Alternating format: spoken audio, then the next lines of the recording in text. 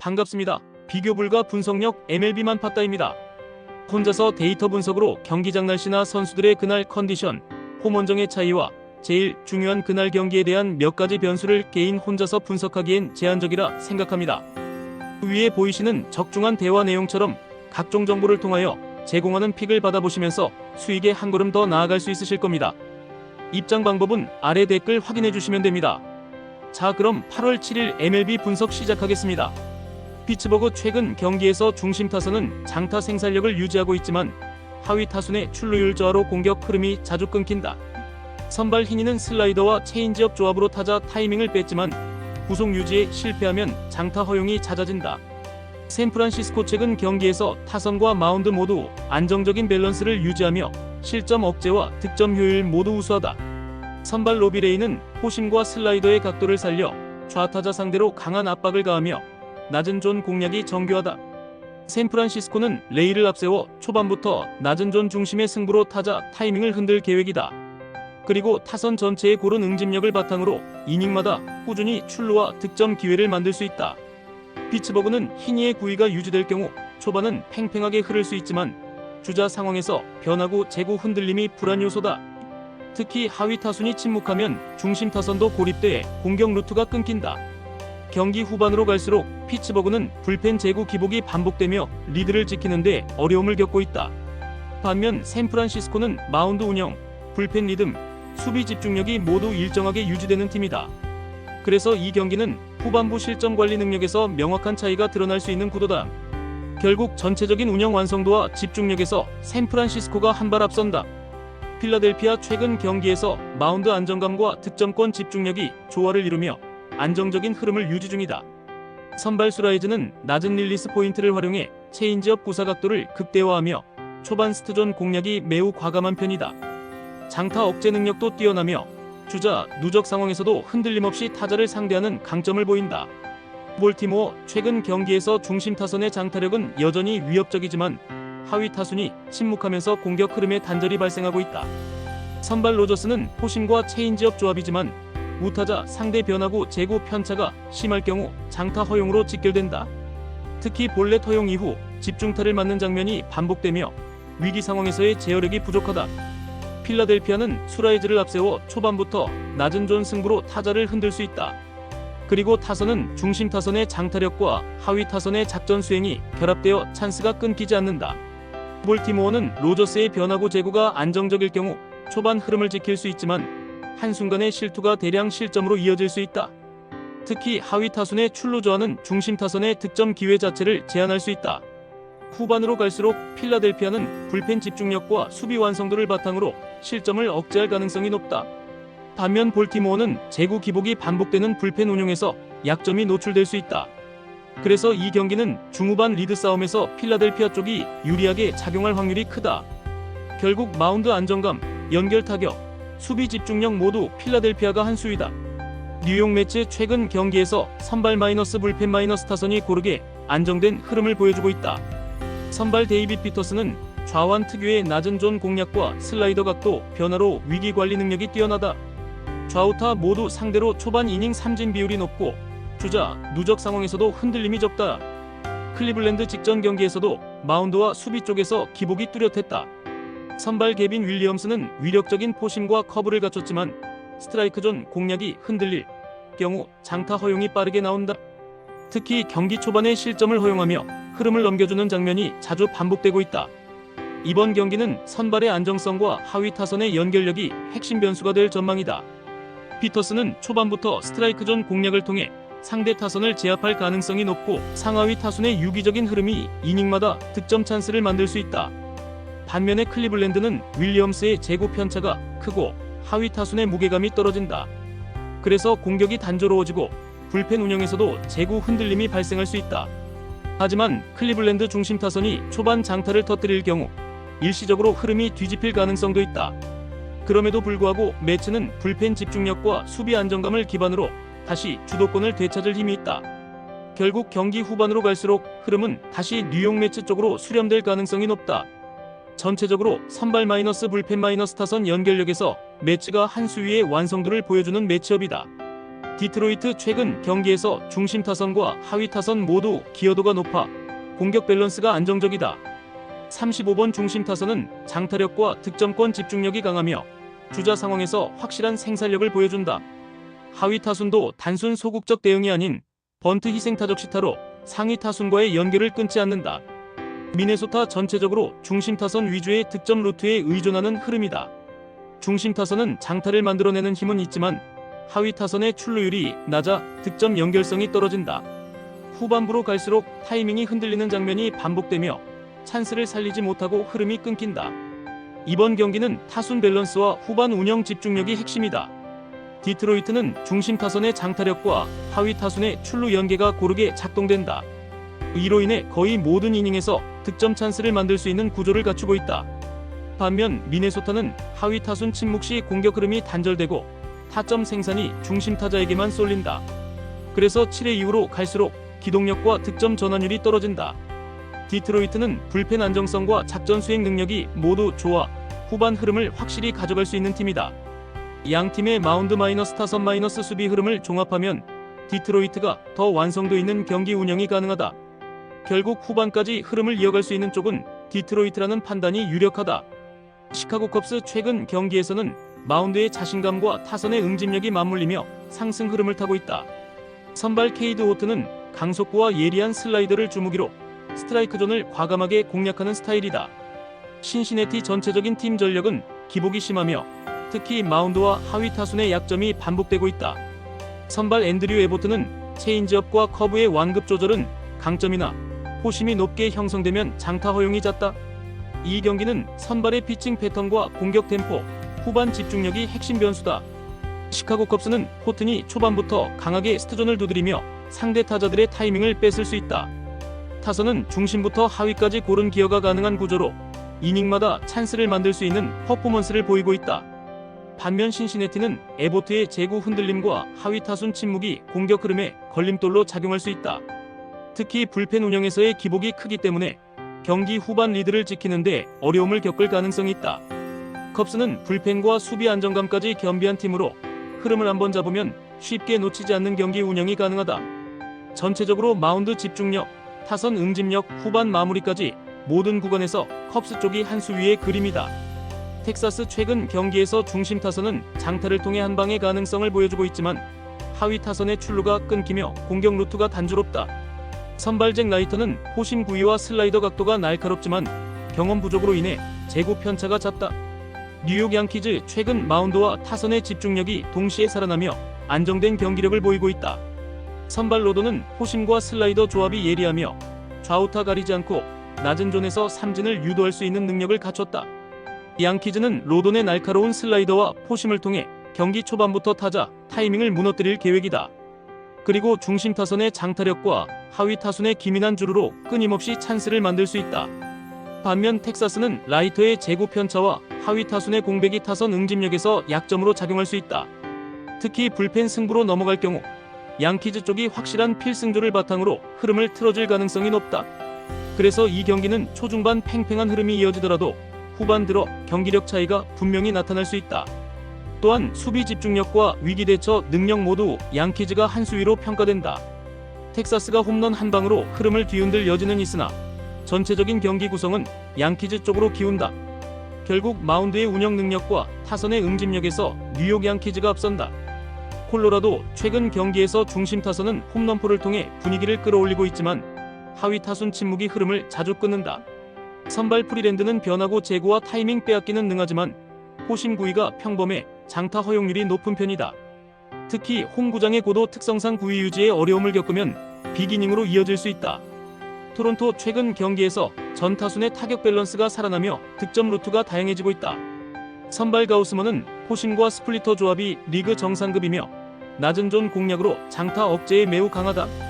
특히 주자 상황에서 스플리터의 낙차로 헛스윙을 유도하며 실점 차단 능력이 돋보인다. 콜로라도는 프리랜드를 앞세워 변화구 위주의 운영으로 흐름을 조절하려 한다.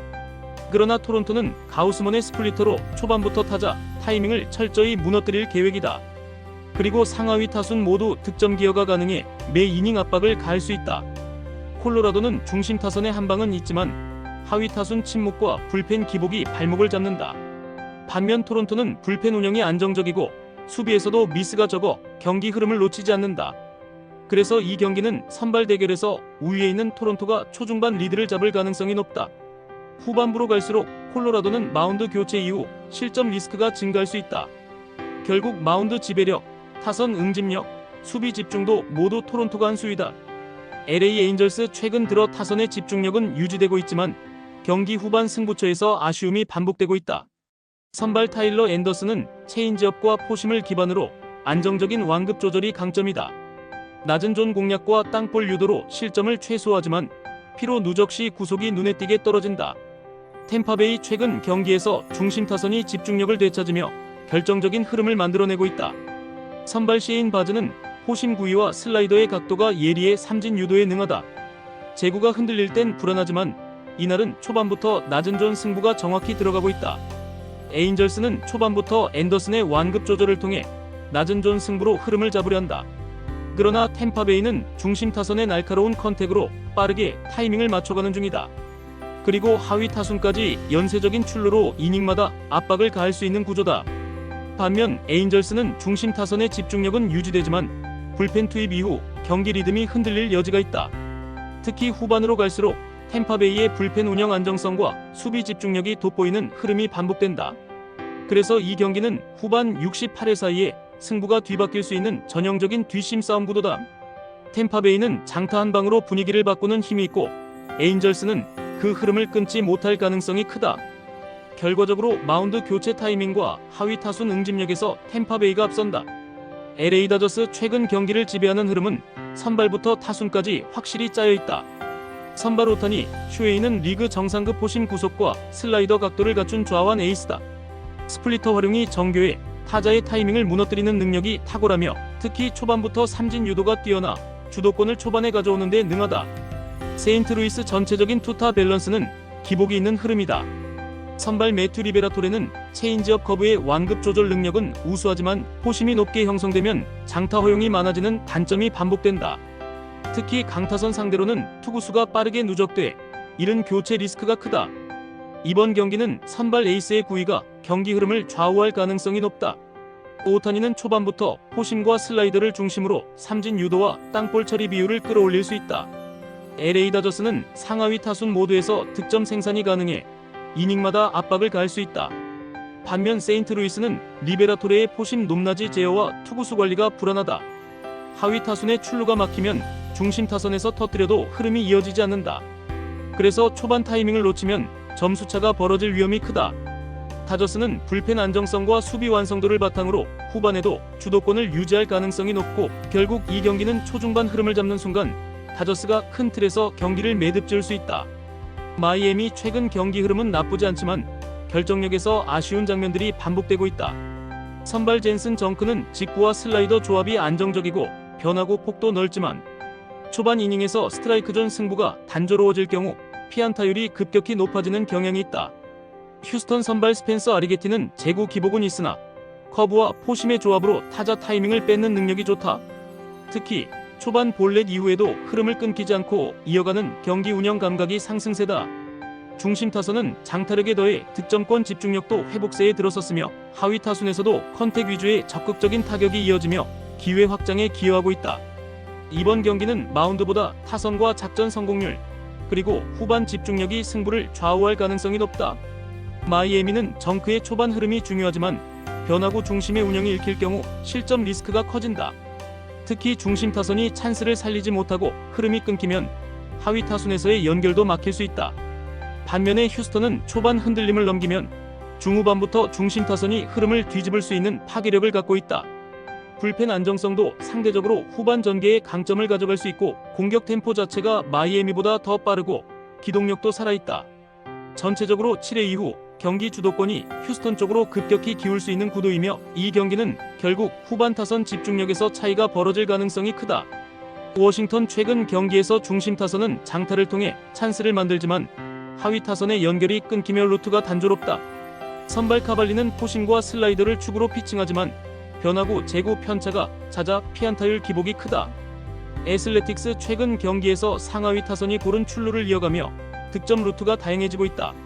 선발 스프링스는 포심과 체인지업의 완급 조절이 정교하며 낮은 존 승부로 장타 억제의 강점을 보인다. 애슬레틱스는 스프링스를 앞세워 초반부터 안정적인 흐름을 설계할 예정이다. 그리고 상하위 타선의 고른 기여로 매 이닝 출루 압박을 이어갈 수 있는 구조다. 반면 워싱턴은 중심 타선의 장타력은 있지만 하위 타순이 묶이면서 찬스 확률이 급격히 낮아진다. 특히 카발리의 제구가 초반부터 흔들릴 경우 장타 허용을 막기 어려울 수 있다. 불펜 싸움으로 넘어가면 애슬레틱스 쪽이 필승조의 안정감과 위기관리 면에서 분명한 우위를 가진다.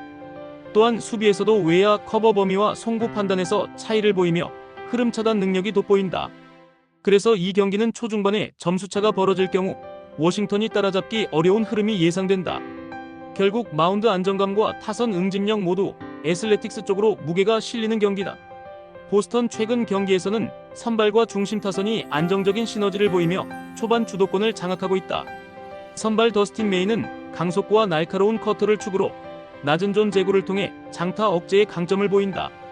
캔자스시티 최근 경기들에서 마운드 기복과 타선 단절 현상이 반복되고 있다. 선발 마이클 와카는 체인지업과 포심의 완급 조절로 타자 타이밍을 흔드는데 능하지만 포심이 높게 형성될 경우 장타 허용이 급격히 늘어나는 경향이 있다. 이번 경기는 선발의 초반 안정감과 중심 타선의 응집력이 가장 중요한 변수다. 보스턴은 메이의 강속구 기반 운영으로 경기 초반부터 상대 타자 타이밍을 무너뜨릴 수 있다. 상하위 타순 모두 연결성이 살아있어 매 이닝 득점 찬스가 반복되는 구조다. 반면 캔자스시티는 와카의 제구 유지 여부가 관건이며 하위 타순의 침묵이 공격 흐름 단절로 이어질 수 있다. 또한 불펜 쪽 기복이 커서 7회 이후에는 마운드 리스크가 커질 수 있다. 보스턴은 불펜과 수비의 안정성까지 더해져 경기 전개 전체를 통제할 수 있는 흐름이다. 결국 이 경기는 타선 응집력 마운드 운영 후반 집중력에서 보스턴이 한 수 위인 그림이다. 애틀랜타 최근 타선의 장타 생산력이 폭발하며 초반 주도권을 반복 확보 중이다. 선발 스트라이더는 강속구와 슬라이더 조합으로 이닝당 삼진 비율이 리그 최상위권이다. 낮은 존을 집요하게 공략하며 장타 억제 능력도 우수하고 위기 상황 제어력이 뛰어나다. 미러키 최근 경기에서 하위 타순의 출루율 저하로 공격 흐름이 단절되고 있다.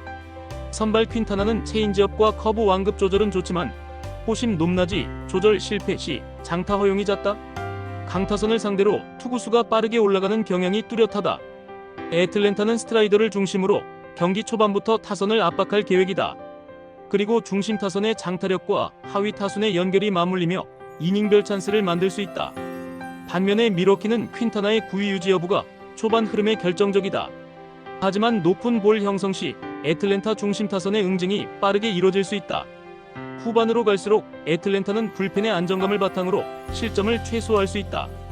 그리고 미러키는 하위 타순의 기동력 부재로 흐름 반전이 쉽지 않다. 특히 스트라이더의 탈삼진 페이스가 유지된다면 경기 흐름은 애틀랜타 쪽으로 급격히 기울 수 있다. 전체적으로 마운드 안정감과 타선 집중력 모두 애틀랜타가 우위에 있다. 애리조나 최근 경기에서 중심 타선은 힘을 보여주고 있지만 하위 타순의 침묵이 길어지며 득점 루트가 단조로워지고 있다. 선발 앤서니 데스클라파니는 포심과 슬라이더 조합은 안정적이나 구속 유지가 불안할 경우 장타 허용률이 급격히 높아진다. 샌디에고 최근 경기를 지배하는 건 마운드의 완급 조절과 타선의 전 타순 응집력이다. 선발 레스토로 코르테스는 다양한 팔각도와 구종 조합으로 타자의 타이밍을 무너뜨리는 능력이 탁월하다. 특히 체인지업과 커브의 각도 변화로 장타 억제에 강하며 위기 상황에서도 병살 유도 능력이 돋보인다. 애리조나는 데스클라파니가 초반 흐름을 얼마나 안정적으로 이끌 수 있느냐가 핵심인데 구속 저하 시 장타 허용이 늘어나면서 흐름을 내줄 수 있다. 무엇보다 하위 타선이 침묵할 경우 중심 타선에서 기회를 만들어도 득점으로 연결되지 않는다. 반면 샌디에고는 코르테스의 변칙 피칭으로 상대 타자 타이밍을 뺏고 매 이닝 찬스를 만들 수 있는 타순 구조를 보유하고 있다. 후반 불펜 집중력과 수비 조직력까지 감안하면 샌디에고가 흐름을 유지하며 안정적인 전개를 이어갈 가능성이 높다. 결국 전체적인 밸런스와 운영 완성도에서 샌디에고가 우위에 있는 매치업이다. 시애틀 최근 경기에서 마운드와 타선의 밸런스가 잘 맞아떨어지고 있다.